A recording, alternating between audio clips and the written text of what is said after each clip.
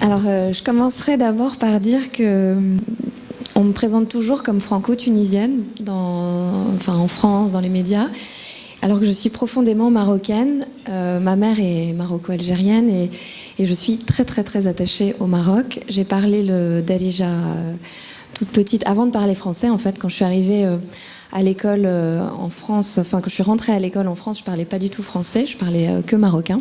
Il paraît que j'ai engueulé l'institutrice en marocain, j'ai trouvé ça inadmissible qu'elle comprenne pas ce que je lui dise.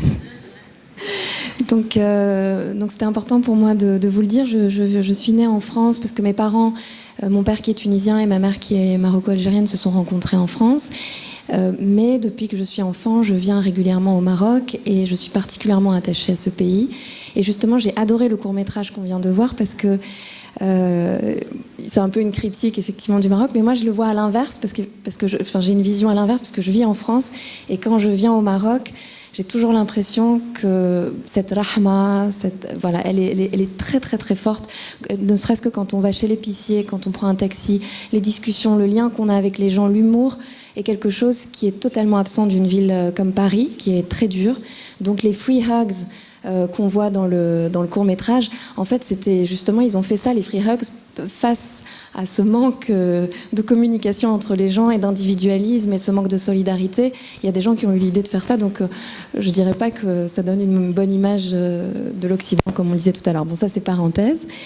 Aujourd'hui, je réalise des documentaires, je suis journaliste, mais ça a été vraiment un long chemin et c'est vrai qu'on montre toujours, quand j'ai discuté avec Tara Belafrèche de l'idée de venir ici, ce qui m'a expliqué, c'est que pour les jeunes, de voir des gens qui aujourd'hui arrivent à faire ce dont ils rêvaient quand ils étaient encore au lycée ou au collège, ça paraît toujours, on montre les gens une fois qu'ils ont réussi ou qu'ils arrivent à faire ce qu'ils veulent faire.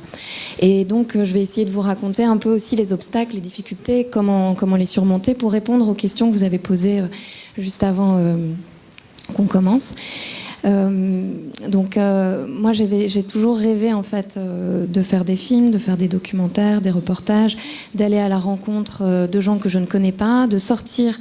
Vraiment quand j'étais petite, ce qui me gênait beaucoup, c'était les barrières qu'il y avait entre les classes sociales, les barrières qu'il y avait entre les gens. Et que quand vous grandissez dans un quartier, quand vous allez dans un certain lycée, moi j'étais dans un bon lycée à Paris et tout ça, il y a des gens que vous rencontrez jamais.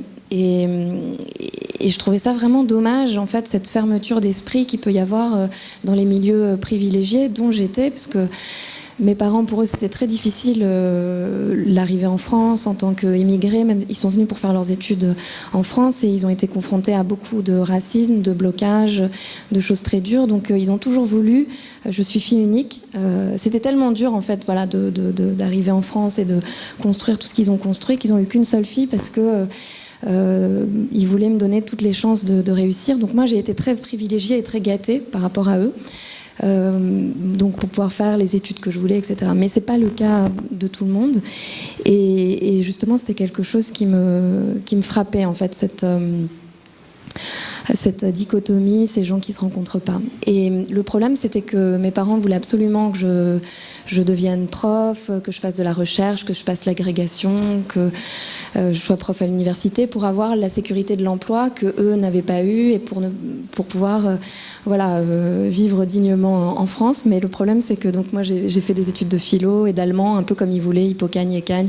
J'ai passé le concours pour l'école normale supérieure et tout ça, mais ça me plaisait dans le sens où c'était intéressant de lire Nietzsche ou Sartre que vous avez cité tout à l'heure et d'étudier tout ça, mais je m'ennuyais beaucoup à rester dans les bibliothèques et ce qui m'intéressait, c'était plus d'aller dans la rue et de voir ce qui s'y passait et de rencontrer des gens. Et donc, j'ai fini par craquer à un moment donné. Donc, je passais la grecque de philo et j'ai tout abandonné pour devenir journaliste et j'ai passé le concours de Sciences Po et l'école de journalisme de Sciences Po. Et mon père m'a quasiment pas parlé pendant un an parce que pour lui, journaliste, c'était vraiment pas du tout ce qu'il imaginait pour moi. Et c'est là que j'ai rencontré quelqu'un qui est ici aujourd'hui. Et il se trouve que Tara Belafrèche, il l'a pas fait exprès, mais il a eu la bonne idée d'inviter en même temps Abdallah Tourabi, qui va parler juste après moi. Et en fait, ma première expérience vraiment de faire quelque chose qui me tenait à cœur et qui donnait un sens à ma vie, ça a été grâce à Abdallah indirectement. parce que donc le 16 mai 2003, moi j'étais à Sciences Po et je vais à une semaine après le 16 mai, d'abord j'étais extrêmement choquée de ce qui s'est passé. Le Maroc était un pays où je venais toutes les vacances et qui m'était très cher, donc j'imaginais pas, dans la mentalité marocaine et dans la manière dont les Marocains vivent, je pouvais pas imaginer un seul instant qu'il pourrait y avoir un jour du terrorisme ou des jeunes Marocains qui fassent des actes terroristes. Et j'ai rencontré Abdallah dans une fête d'étudiants de Sciences Po. Lui, il était en train d'écrire justement son master de sciences politiques, et il était venu de Casablanca à Paris pour entrer à Sciences Po grâce à quelqu'un qui est venu parler ici, qui s'appelle Mohamed Tozi, qui est un grand chercheur marocain et qui lui a permis en fait d'avoir accès à l'école doctorale de Gilles Kepel et de venir étudier à Paris. Donc on s'est rencontrés et il était en plein dans l'idée de partir au Maroc et de changer complètement son master et de faire une enquête sur les attentats du 16 mai. Et il m'a fait lire ce qu'il a écrit et c'était écrit comme un polar, vraiment comme un scénario de film et vraiment très intelligent. En plus, lui, il vient du quartier de Haï Mohammadi. Il avait un oncle qui habitait à Sidi Moumen. Et donc, il connaissait vraiment bien tous les jeunes de ce quartier. Et je lui ai dit, il faut absolument qu'on fasse un film. Et on est partis ensemble l'été suivant, donc l'été 2004, avec une équipe, on était tous étudiants. Et on est parti faire ce tournage qui a été en fait mon premier tournage. J'avais jamais fait de film, j'avais aucune expérience, j'étais encore à l'école. Et quand on est allé voir des producteurs de cinéma, des chaînes de télé pour leur proposer le projet, après avoir déjà commencé à tourner, tout le monde nous a envoyé balader. Vraiment personne ne croyait à ce projet. Et en fait, ce qui a été très fort dans ce tournage, c'est que je me suis rendu compte que depuis des années, je venais au Maroc, mais ces quartiers qui sont cachés derrière des murs à Casablanca, sur les bords de l'autoroute, ces gens qu'on voit traverser justement l'autoroute, c'est pas des gens qu'on va voir, c'est pas des gens qu'on rencontre, et c'est un peu des mondes qui sont complètement séparés. Et la rencontre avec les jeunes du quartier de Kalian Thomas a été vraiment très très forte. C'est passé d'abord par des jeunes d'une association que Abdallah connaissait, et on était tous très jeunes, on avait le même âge, quelque part en fait les mêmes rêves, les mêmes valeurs.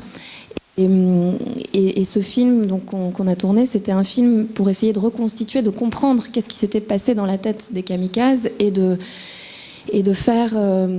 reconstituer leur parcours à travers les témoignages de ceux qui étaient encore là et qui étaient leurs voisins, leurs amis, les habitants du quartier, les gens qui avaient été au lycée avec eux. On a aussi essayé de rencontrer les familles. On a longuement rencontré la mère d'un des kamikazes, mais qui voulait pas être dans le film, mais qui nous a énormément parlé et soutenu dans notre démarche. Et finalement, il y a une des sœurs d'un des kamikazes qui a accepté de participer au film. Et ce film, dont aucune chaîne de télévision ne voulait, aucun producteur, etc., on l'a monté, pareil, avec un autre ami qui était dans une école de cinéma, et on l'a envoyé dans les festivals. Et on a eu des prix, d'abord au Festival du Grand Reportage en France, ensuite à Abu Dhabi, et puis le film est parti dans plein de festivals, et il a finalement été acheté par plusieurs chaînes de télé, par Planète en France, et puis d'autres chaînes en Europe, en Espagne, en Suisse romande, enfin voilà. Donc pour vous dire que en fait il faut jamais se laisser décourager par ce que les gens vous disent, parce qu'en général ça commence toujours par c'est impossible, vous y arriverez pas.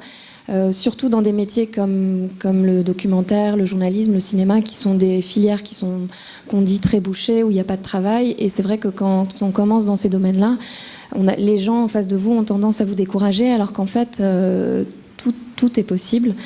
Et je voudrais vous parler, je ne sais pas combien il me reste de minutes, parce que je suis un peu nulle en termes de timing.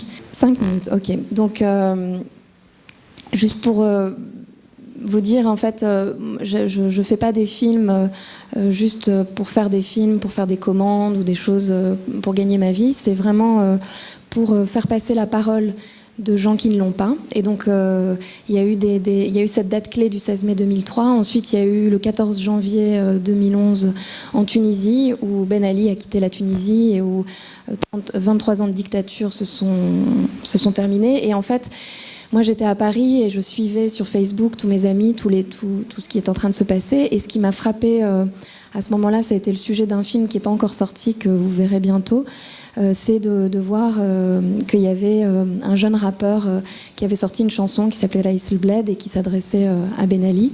Et donc je suis partie le 17 janvier 2011 en tournage à Tunis et j'ai fait un reportage sur la scène rap tunisienne qui est passé sur Arte en 26 minutes et ça m'a fait complètement plonger en fait dans une Tunisie que je connaissais pas du tout parce que quand j'allais en vacances en Tunisie, moi, je voyais que ma famille et je me rendais pas compte qu'en fait il y avait toute une jeunesse qui se battait pour plus de liberté depuis des années. Et donc cette révolution a fait que tout le monde s'est mis à se parler. En fait, l'avenue Bourguiba est devenue comme une agora où les gens, des gens dans la rue qui se connaissaient pas se parler, où les blogueurs, tout le monde, les artistes se retrouvaient dans un café qui s'appelle le Café L'Univers. Et en faisant ce reportage, ça m'a permis de rencontrer toute une scène et des gens qui étaient extrêmement engagés. Et donc, du coup, j'ai continué à travailler sur cette scène de hip-hop en Tunisie.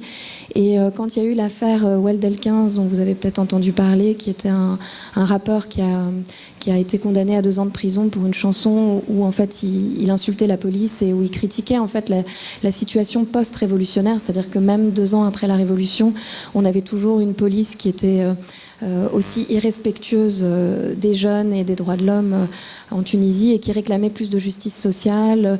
Voilà, ils étaient pourchassés par les autorités et que finalement les choses n'avaient pas autant changé que ce qu'on imaginait. Donc là, j'ai décidé de... En fait, j'ai tourné un film pendant que Weldel 15 était en cavale, en le suivant lui et puis beaucoup d'autres rappeurs très engagés qui ont aussi fait de la prison pour leurs idées, en étant arrêtés sous des prétextes qui étaient en fait des moyens détournés de les mettre en prison sans dire que c'était pour leurs chansons, donc notamment avec une loi en Tunisie qui existe toujours et en ce moment c'est débattu justement grâce à ces jeunes, cette loi va peut-être changer, qui est la loi B52, 1 joint, 1 an de prison. Donc si un policier vous arrête avec un joint, vous pouvez vous retrouver derrière les barreaux pour 1 an. Donc c'est ce qui est arrivé à des rappeurs comme Phoenix, comme Madou MC, comme Emino, comme Weldel 15. Et d'ailleurs la chanson Boulissia Club, enfin, vous connaissez l'histoire, il l'a écrite quand il était en prison. Voilà, donc je vois que la lumière s'éteint. Je voudrais juste conclure avec...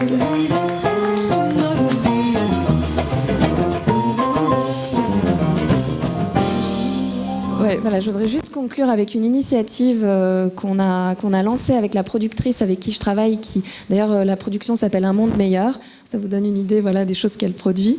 C'est une femme extraordinaire et elle a proposé en fait à France Télévisions de créer un concours qui a été lancé cette année qui s'appelle Filme ton quartier. Il se trouve que j'avais aussi donné un cours à Sciences Po pendant 2 ans aux étudiants de Sciences Po qui n'étaient pas du tout ni en cinéma ni en journalisme, qui s'appelait aussi Filmer son quartier. Et donc ce concours qui est ouvert à tout le monde, c'est de faire des films de 3 minutes où les gens filment leur quartier, montrent leur quartier de l'intérieur pour justement casser un peu les préjugés et montrer une vision différente de celle que montrent les journalistes, les médias qui vont toujours dans les endroits quand ça va mal et qui montrent toujours le mauvais côté des quartiers. Donc on a reçu 200 films, j'étais dans le jury, il va y avoir 10 lauréats qui vont être annoncés le 1er juin, la remise des prix va être le 12 juin et ça va être diffusé sur France Télévisions et donc moi je fais des portraits de ces 10 lauréats. Et l'idée de ce projet en fait c'est que ça soit vraiment chaque année et nous on aimerait, on va en parler au festival Sunny Side of the Dock à La Rochelle, on aimerait que ce projet s'ouvre au monde entier, donc de lancer ce concours Filme ton quartier en partenariat avec des chaînes de télévision dans tous les pays qui l'accepteraient. Et c'était aussi pour vous encourager, c'est-à-dire que nous, on a eu des films incroyables, géniaux, faits par des amateurs, dont c'est absolument pas le métier, et avec une vision, un humour, des idées que justement les professionnels n'auraient pas. Et donc, je vous dis ça parce que c'est aussi l'idée qu'on peut tous faire avec rien, avoir des initiatives incroyables. Donc, je parlais de ces Tunisiens qui font de la musique avec rien. Il y a aussi un autre film que j'ai fait sur des Égyptiens qui ont inventé une musique en Égypte, les Maharagan, que moi j'ai appelé électro-sharabi, et qui jouaient que dans leur bidonville et qui étaient très connus dans leur bidonville et qui aujourd'hui jouent partout dans le monde. Et un des personnages du film que j'ai fait, électro-sharabi, qui s'appelle Islam Chipsi, j'étais très fière parce qu'au mois de décembre dernier, il a joué devant 20 000 personnes au Festival des Transmusicales à Rennes et ça continue, il est en tournée dans toute l'Europe. Donc pour vous dire que d'où qu'on vienne, tout est possible. Voilà. Merci. Merci Hind.